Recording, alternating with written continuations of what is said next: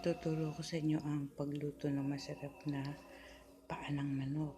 Ito, didipros, mga 2 kilo. Aalisin nyo yung kuko. Gugupitin nyo ng matalim na gunting or scissor. Kailangan may listahan kayo at susulat nyo kung sino yung nagturo. Kagaya nito, ang nagturo sa akin si Feliz Marie Fernandez. Ngayon, pinakamahalagang sangkap ay 4 na pirasong anis. Hugasan nyo yan. Nabibili yan sa mga Filipino store. Kamote, alisin nyo yung balat. Hatiin nyo sa 2 kasi kasabay nyo rin iluluto yan. Merong 1 cup ng ketchup. Gamit ko Jufran.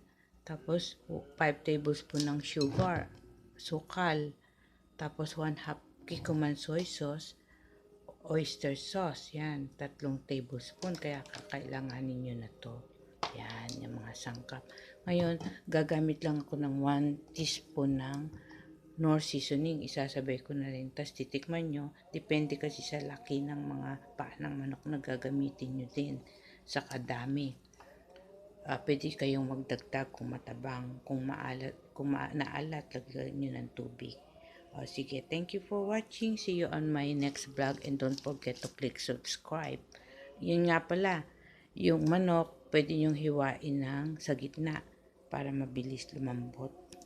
Pag malambot na, pakukuluan nyo sa kulong tubig. Kaya, yun, nagpakulo ako meron na akong pakulong tubig. Pakuluan nyo muna ng tubig bago nyo ilalagay yung manok at mga sangkap. Okay, bye.